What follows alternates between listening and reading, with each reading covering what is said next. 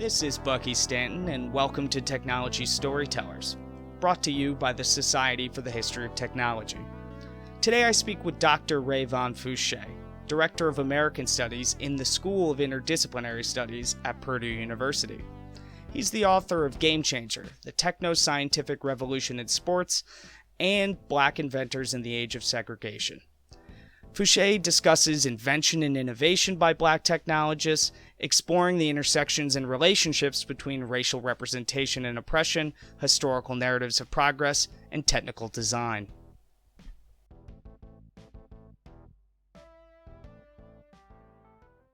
To open us up, when we think through the American technological canon, it's pretty clear to anyone with a cursory view that Black technologists are few and far between in the standard narratives. And when they are mentioned, they're held up in this kind of isolated fashion. They're held up outside of the structures of the time, and they're kind of attached to these vague narratives, sometimes of rising above or certain circumstances.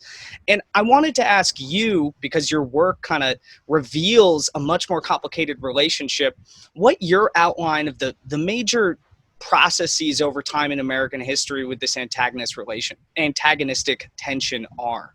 How are the histories of Blackness and technical invention entangled in American history? Well, I think the relationship between Blackness and technology, I always think about starting, at least in the United States context, starting in slavery. When we think about slave ships, oftentimes one of the main things we don't really have a larger way of discussing or thinking through is that slave ships were these massive techno-scientific artifacts designed specifically to transport bodies from the African continent to the Caribbean and eventually to the United States. And so at the most basic level, when we think about the capturing of slaves using guns, weapons, all of these technologies were in a sense designed and manufactured to manipulate and move bodies from one continent to the other. And so I think that's one of the first instances where we think about particularly Blackness in the relationship between technologies, that the idea that there are a group of people that design technology specifically to transport bodies. And if you look at any of the schematics of any of the slave ships, I mean, the spaces are pretty tight. It was very much a puzzle of how to carefully and thoughtfully, but with getting as many bodies as possible packaged in a slave ship. That's the first instantiation of when we think about race, Blackness, and technology. But I think moving forward, the next point is, in my mind in many ways, I would say, around emancipation. So we have moments before the Emancipation Proclamation where you have instance of the Dred Scott case in the 1840s, where you have people going to the patent office, and there's one famous instance when an individual tried to have a device patented by one of his slaves. And he gets a reply back from the patent office saying, well, under the current state of the law, there's just no way we can grant your slave a patent. And if the slave receives a patent for that, we cannot defend anyone who might infringe upon it. Of course, it makes sense because at the time, Black people were not citizens. So therefore, there's no way that African-American people could be protected by patent law because, right, they're not citizens of any state or any country. So that's a very powerful statement about the perception of African-Americans in technology. And then I think the next moment I think about is moving forward roughly around the turn of the 20th century. At the turn of the 20th century, there are various expositions, world's fairs, and oftentimes these buildings or these events had an African or a Negro building. And what was in those buildings was a hodgepodge of pies, cakes, sewing, and often the buildings also had a small little exhibition or exhibit on Black inventors. So Henry Baker, one of the first Black patent examiners, was the person responsible for putting this list together. Baker's a totally fascinating individual, one of the first people during Reconstruction to enter the Naval Academy. He was expelled from the Naval Academy because he would not submit to the kind of racist traditions and activities in the Naval Academy. But he ends up going to become a patent examiner, trained in law. And he's charged with creating this list of inventors for these exhibitions. So at the time, he sends letters to pretty much all of the patent examiners, patent solicitors, all the kind of middle people in the patent business, and asking them to send documents about the Black inventors. And of course, right, when we think about the patent world, race is not part of the patent application. So you wouldn't know if someone is Black or otherwise just from the documentation. So he gets a host of interesting letters back, and a big chunk of them are saying, you know, I've never seen a Black person to come to me or invent anything. Oftentimes, some of the messy ways that people are really wrapping it together, bringing together perceptions of Black inferiority, Asian inferiority, saying that we just don't know anyone who's not white who invented anything. So, but in the end, he does pull together a group of really interesting patents. And so this is the thing that oftentimes you see during Black History Month in the United States. You see the Black History Month list. And if you look at the list, it's very, very heavily driven by late 18th, early 19th, early 20th century inventions. And part of that is because Henry Baker created this list, and it just keeps getting replayed over and over and over. And I think the evolution is changing right now is the kind of contemporary moment. When the work I've done more recently is just the ways in which Black people have used their own perceptions of the world, their own perceptions about their culture to create new technologies. And one of my favorite stories to talk about is Grandmaster Flash. He was working on building a mixer, and he was working with a company called Rain. Rain was at the time a fascinating company because on one end, they would do large-scale church installations for their mega church production. And then the other end, they were working with DJs and turntablists. So I love the idea of walking into this building and seeing who is what. And initially, the first conversation where Grandmaster Flash evidently called Rain, he got the person who was interested in the church installations, and they were like, we don't know what to do with you. And then finally he got around to them. But what had been happening is that he created this own mixer, and there was conversations and my interviewing of Rick Jeffs, who was a kind of design engineer at the time. He was talking about the back and forth, and basically Flash was saying this technology didn't represent or reflect his aesthetic, cultural, sonic beliefs. So he needed something to more representative and reflective of how he thought about his music and his work. So I think that's kind of a long, rambling story about the kind of large scapes of what's going on. But I think African-American people have had a long and continuous experience with technology, and sometimes it has been deeply problematic. Other times it has been enlightening. Well, yeah, perhaps a Cransburnian perspective there on technology and how we interact with it. It's never good, it's never bad. But I think that's such an interesting kind of shift from thinking about, you know, the standard narrative that African people didn't have technology, which historians have debunked, but, you know, they were brought and interacted with these immensely scientific things in the Atlantic Triangle trade, and then continued throughout American history asserting particular elements of invention and innovation. I remember from my own work in my undergrad thesis, Thomas Jefferson citing, and it's a similar idea that, you know, he never saw any of his slaves doing Euclid's geometry. So they weren't smart. And that was the reasoning. And it's such a particular and assumption-laden idea that, you know, a culture needs to do that. And part of what we do in the Society of History of Technology and the adjacent fields and societies is really deconstruct that idea.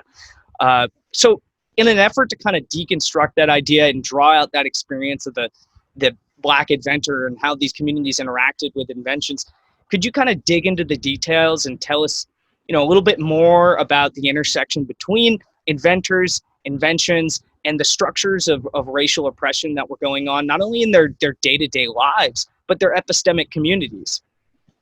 Yeah, so I guess going back to some of the bits and pieces that I think are really interesting. So part of what's interesting about the ways in which African-American inventors, at least were deployed in the early 20th century by people like Booker T. Washington and W.E.B. Du Bois, is that Black inventors were useful to them in their kind of political, intellectual movements, in the sense that right around that time, invention was seen as this God-given ability. And arguably, this is why even when African-American people were seen as being inventive, it was often cast in a pejorative light. So one of my favorite quotes that came from the Henry Baker correspondences is that there's one, I guess, patent attorney, I believe his name is E.J. O'Brien. He writes something to this nature, that it's a common known thought that the horse hay rake was invented by a lazy Negro who didn't want to rake the field on his own. And I love the idea that all of a sudden you can demean someone's innovation by saying they're lazy, right? I love that idea, because shouldn't you say, wow, that's a really great idea. Why would anyone want to rake all this stuff by their hands? Why wouldn't they do something more innovative? But to get into kind of some of the experiences of individuals, one of the people that I've written a bit about is Lewis Latimer. And I'm intrigued with Lewis Latimer, and he was one of the individuals that actually got me into thinking about African-American invention. Is that the narrative associated with Lewis Latimer is he is the African-American person who invented a light bulb that Thomas Edison stole it from. And if you go to the Smithsonian Museum or any kind of know any bit about the history and the evolution of incandescent bulb, you know there are lots of people working on that technology at different moments in time. And so what is interesting about Latimer is that he begins his life being as a draftsman. So he's working with a host of inventors, Alexander Graham Bell and others, and writing and drawing making their patent drawings. And so initially he starts working with Hiram Maxim in the early days. And when Maxim starts working in different parts of the world, he goes to England and actually helps Maxim develop his power systems in England. And he returns with understanding that he felt racism at times worse than he did in the United States. But he comes back to the United States, and then he's kind of out of the center of the inventive world.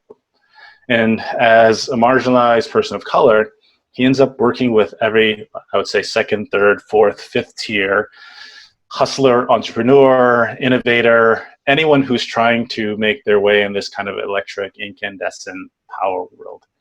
And so a series of years, he works with all those people. So he knows everyone. And what's most interesting about it is that when the Edison companies make their way to the patent office, Latimer joins their small but burgeoning legal team, a handful of people. And I argue that part of the reason you need Latimer to join their small and burgeoning legal team is that in several of the cases, Latimer is brought in to defend the Edison patents and to say, no, I know that guy. I met him 3 years ago when he was doing this thing. So he is kind of their legal attack dog, shooting down everyone's opportunity to challenge the Edison patents. So what I find more interesting about Latimer is this level of knowledge he was able to acquire by being a marginalized individual allowed him to have a set of knowledges that were deeply powerful in sustaining and maintaining arguably some of the most important patents of the 19th century. So I think part of what's interesting about African Americans' invention and innovation is to try to understand them in their different spaces, places, and contexts. Yeah, and could you just speak a little bit more about how that's a really fascinating story with Latimer, and I actually have your book on order because I was reading the back, so I read the Wikipedia page for Latimer specifically. I got to know more about this guy. It's so fascinating, the legal infrastructure kind of argument you put there, that he's an essential part because of his marginalized position. He has access to this really unique knowledge. But could you speak just a little bit more, to tack back to what you were originally saying, about kind of how narratives of progress and African-American populations and inventors interacted with that? Yeah, I think these narratives of progress have been really tremendously complicated, right, historically and contemporarily. So I think Black inventors and the use of, say, Black inventors lists during Black History Month are really powerful and potent. And back to that kind of narratives of progress. So people like Du Bois deployed Black inventors to make the argument that, yes, if invention is this God-given talent and ability, we can completely debunk and destabilize this perception of Black inferiority if we can show that African-American people can invent in the same frequency, rhythm, and context of white inventors. So they were deployed very, very actively and just saying, look at this. Similarly, in the 1960s, early 70s, during the Civil Rights Movement, Black inventors were deployed similarly, but in equally powerful ways. Instead of debunking this perception of Black inferiority, Black inventors were deployed as exemplars of the potential of Blackness, or potential of what African American people can be. So it's the idea that these are individuals that you should look up to and aspire to be. So they became role models, in a sense of, let's look back into our past and see people who, particularly Black people, who were able to challenge the system, overcome, and survive. So it's troubling, though, because when we think about African-American inventors, oftentimes the narration is that they were all race champions. They invented for one sole purpose, to uplift and support the race. But many of them were doing it for a lot of similar reasons that white inventors, any inventor was trying to earn a patent, is to make money, to put them in position to develop financial security for their family and others. So I think we can't totally get it twisted, in the sense that Black inventors are being used and deployed by other intellectuals, other people, for other terms and means. But oftentimes the Black inventors were, I wouldn't say they were any less heroic than we want them to be, but oftentimes we use them to be more heroic than they were trying to be at the time. Yeah, and that's such an interesting kind of, I can think of all the examples I have in my head, particularly of, like, in World War II propaganda, the growing kind of isolation of certain, I've read a history of certain African-American cultural activities being actually retooled for the wartime economy and being propagandized as good, and it being held up as somehow now Black people have a value they didn't have previously. And that's such an interesting, particularly in the context of that entrepreneurial, mid-industrial kind of capitalism you described, the way that these actors were playing in that space. And so, this is clearly a really complicated history, and there's a lot going on here. I mean, you're drawing it from various movements in time and in the American civil rights kind of bigger picture. And I'm just curious to what concepts do you use or ideas to wrap this all together into, like, a cohesive narrative? And what are your kind of findings from wrapping together, particularly in your book on Black inventors, these three different characters together of Latimer and the other inventors? I think when we think about these kind of larger historical concepts and ideas, I know I think about this in oldie but a goodie, but I'm kind of incessantly drawn to Langdon Winter's work about artifacts and politics. And I still think that's, in thinking about the context of race, I think it's like a central piece of writing and work that really deeply makes us think about the ways in which artifacts, politics, and identity are deployed in a host of kind of racial and cultural regimes. I mean, I think it's really kind of seminal to the way I think about these questions about race. And it's really asking the questions about how do technologies get placed in various different cultural environments and are used for specific means and goals and agendas outside of the context of their originally intended work. And I think this is the part where I'm fascinated with.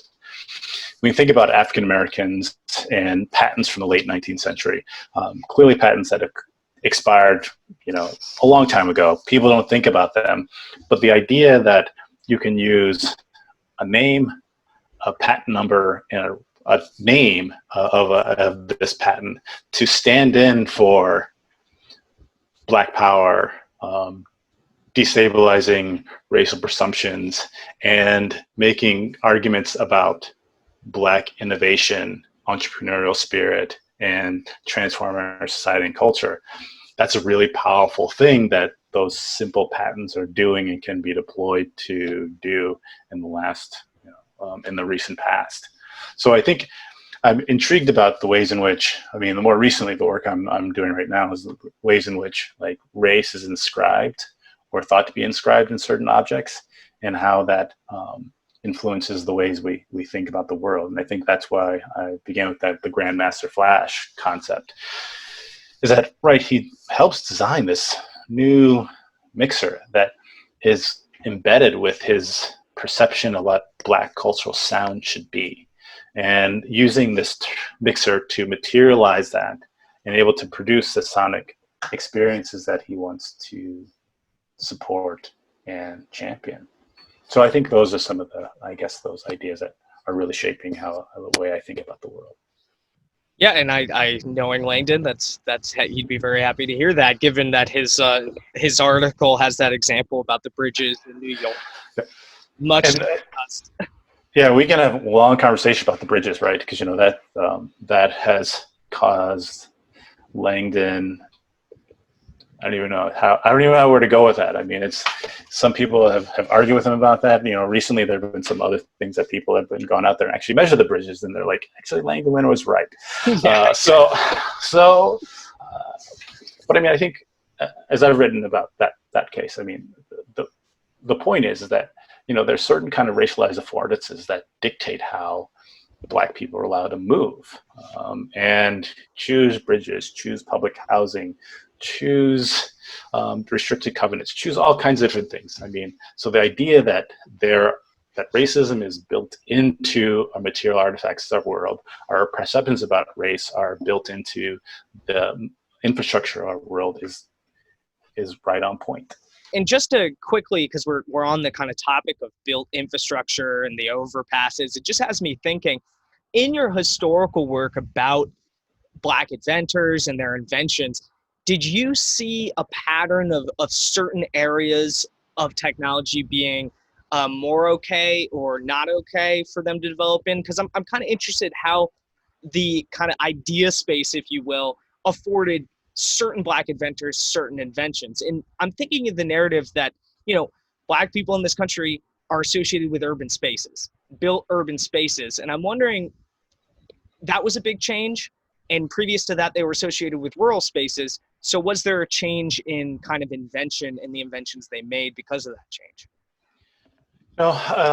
The work I've done a little bit about, and I think Lisa Cook's work speaks to this more directly than mine, is that I think the scape and scope of African American inventors kind of closely reflects the scape and scope of non-white, non-Black inventors, meaning that what's relevant and close to experience, close to their lives, and connected to the way they want to move forward, there are things that are being patented in that regard. So yes, there's a whole kind of scope of inventions, I would say in the context of, say, hair care products. So there's a host of Black inventors and patenting objects, devices, chemicals that deal with Black hair.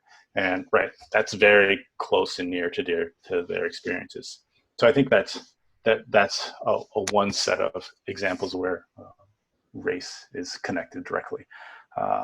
There's something else I was going to say. Now I forgot. And the question was, you're asking specifically about just the relationship between kind of the Black experience and the inventions, and if there was a change over time. And I cited that change from obviously the rural world of slavery, of agrarian slavery, of chattel slavery, to the the shift with the Great Migration, and if that changed how Black inventions kind of happened and what they produced.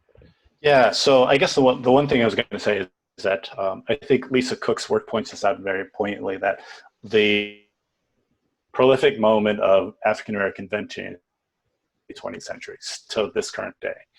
And for me, I think one of the pieces that's really important is like proximity and friendships. So Henry Baker, who I mentioned before, the Black patent examiner, Henry Baker was a member of some of the elitist and wealthiest Black associations, clubs, and organizations in Washington, D.C. And there was a strong uptick in the patents from people that belonged to his organization. And, you know, I've searched for years trying to find bits and pieces of correspondence between Henry Baker and other folks who lived in his social circles in their patenting. And I haven't found anything, because I assume in many ways these were not written down conversations. But my argument and my assumption is that Henry Baker was a key piece, a player in providing really useful advice and saying, hey, you've got this idea. This is how you navigate the patent office. And I think that's how often many of those processes works. I mean, I think this is why early on, before you have the kind of infrastructure of patent attorneys, you have these patent solicitors who would massage the system. And so there's no better person to help you navigate the US Patent Office than have a Black patent examiner who is on your side. So I think oftentimes, like many business endeavors, who you know matters often more than what you know. Fascinating, fascinating. And, you know, just because we're on the subject, to take an intersectional view, how does class mix with this? You mentioned that Henry Baker, for example, was part of these elite societies in Black society in America at the time. How is there kind of a class element that most inventors of that period, or that hot period that you're discussing now, 20th century to present, you know, is there a change in class, or is class kind of an irrelevant item? Is the category of Blackness really overriding? Well, I mean, if we're talking about an intersectional perspective, right, it's definitely, my perspective, definitely driven by class, right?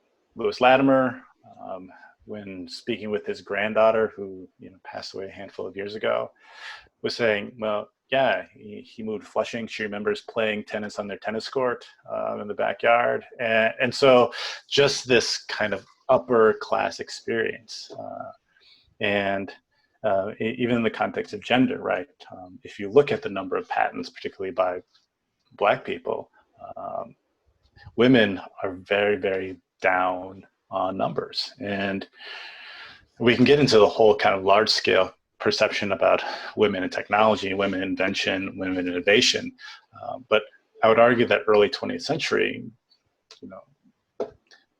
Black communities were just as gender phobic as any other community. So, Henry Baker wasn't talking to the innovative women in his communities. He was talking to innovative men. So I think the problems around gender transcend, I would say, the race differences and ethnic barriers. But I do think class is part of it, right? So to get to the patent office, you needed resources. I mean, you still need resources. And if you have a good idea, you need some protection. I think this is why I think, from my perspective, Henry Baker is a key player in the narrative and the story, because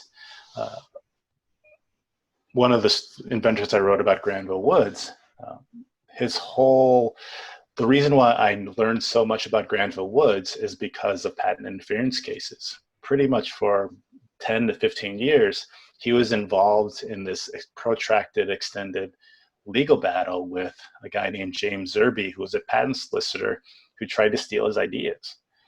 And if you don't have that infrastructural, legal, financial support, it's easy for someone, particularly for people of color, to have their ideas taken to the patent office really quickly.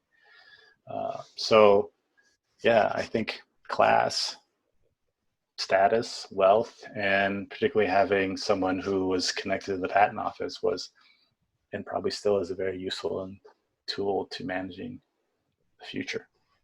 Yeah, wow, that's absolutely fascinating. And I mean, of course, class plays in it, but I think we have a particular idea here in America where we look backwards with race and we kind of only see race, and we don't also think about how the other complexities in our both the meta community of America and these local communities, like the difference between poor and rich white and poor and rich black. So that's really fascinating. And just to kind of close out this really fascinating discussion, and thank you so much for just kind of taking my field questions that have developed as I've been talking with you. I think it's really clear, if we consider what you've talked about, that you're discussing Black technologists and these processes and patterns in history in a more accurate manner. But I think you've also brought this element that's a little more bringing to light how influential the dynamics of race and, as we were just discussing, class and gender were to these technological inventions. And I think that there's probably some lessons today. Usually in the shot camp, we're in there's lessons for today, or there's things to learn from history kind of mindset. And so foremost for me is this deconstruction of inventors and invention, this idea that they do it themselves, that they are isolated and taken out. There's an individual behind every society. I kind of say to my students, and they're like, what is a Mobius strip? But I say, it's a Mobius strip of agency and structure. You can't really tear them apart. And I think that's really useful for dissecting what these people did.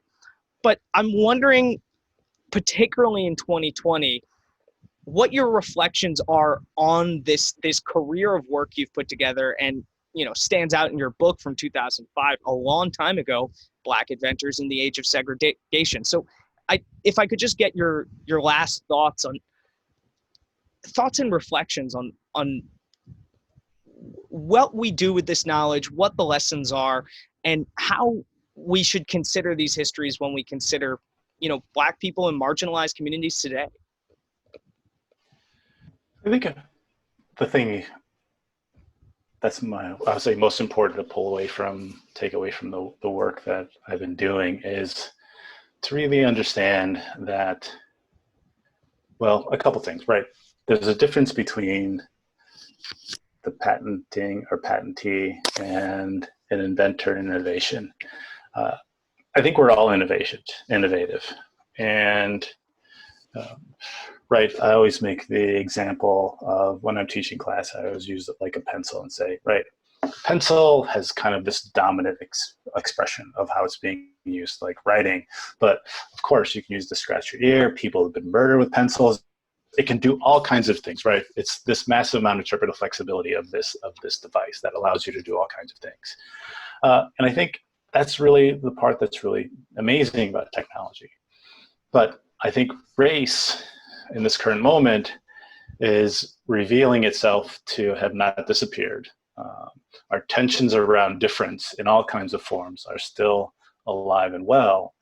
And I think it's still important to think about how can we as a society be technologically innovative to help change the world, of figuring out a way to monetize and commercialize every aspect of the things we produce. And I think this is where I feel like I'm most saddened by this moment, is like realizing the goal is instead at times to make money or to make the world a better place. And I think for people like me who study innovation, invention, I'm drawn to some of those old school inventors to, they were, part of it was about to make some money, but part of it was like, I've got this really great idea that I believe will make the world a better place. And I think the pieces we should draw from like these historical stories is that, what happened to the idea that I'm going to invent something that will, financially impact me in a positive way, but also make the world better for all of us collectively. So I think those are my last little bits about it. And I agree entirely. I think there is something kind of maybe it's the antiquarian in both of us as history people, but there is something engaging about those stories and the passion and fervor. I don't know. I always use this joke phrase that I'm like nostalgic for an earlier, more honest phase of capitalism. But I'll actually lie and I'll ask you another question just because we're here, and that question is there a way to open up what innovation and invention are so that we can kind of understand more more of the contributions of marginalized people? For example, you bringing up the example earlier of hair products. I don't think anybody who is like a white engineer at RPI, for example, thinks like, oh, hair products is innovation, but it's completely indefensible to say that's not innovation. Is there also a way we can open up like social innovation? Because I've been reading a lot recently about the impact that like marginalized and Black communities in America have had on civil rights for other people. And there seems to be a degree of social innovation there pushing what is accepted and limited. So, what are your thoughts about that? And actually, we'll close ourselves off after this. Sorry. Yeah. No, but I think the thing is, right, this is the kind of the argument for diversity. And this is the push for all kinds of diverse communities. And oftentimes it's very clear to anyone doing research on kind of innovations, whether social, cultural, technological, that diverse communities of people with different ideas create better, more interesting, more thoughtful projects and devices and pieces of our world. So I think it's a question of like, so how do we get marginalized voices into the broader conversation of innovation? What does it mean to think about technology in different spaces, right? And so one of the things, this doesn't necessarily have to do with race, but I'm thinking about the context of like rural Wi-Fi. Right now, I'm in a rural part of Michigan, and I'm hanging on by a thread to get connectivity. And there's no interest or desire to bring any kind of connectivity out here. And actually, there's a desire to limit that possibility of those futures. So, but I think part of what I'm kind of rambling around about is saying that, there's something, energy and excitement that marginalized communities can bring to the kind of inventive, innovation, social cultural space. And part of that is just bring in conversations, ideas, concepts, sentiments, and feelings that have not been there before, and use that as an inspiring and innovative and creative note to change the texture and the contours of our social and cultural and innovative conversations.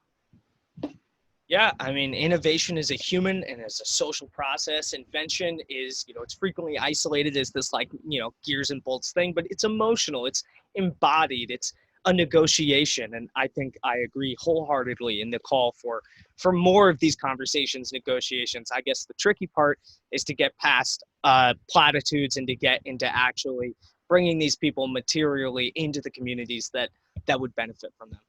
Thank you so much, Rayvon, for your time today, and just thank you for really engaging with some, your career of work and talking about all these different kind of processes going on throughout American history and how they're really interacting with our ideas and our material bases of technology. I really appreciate it. Thank you so much. It's been my pleasure.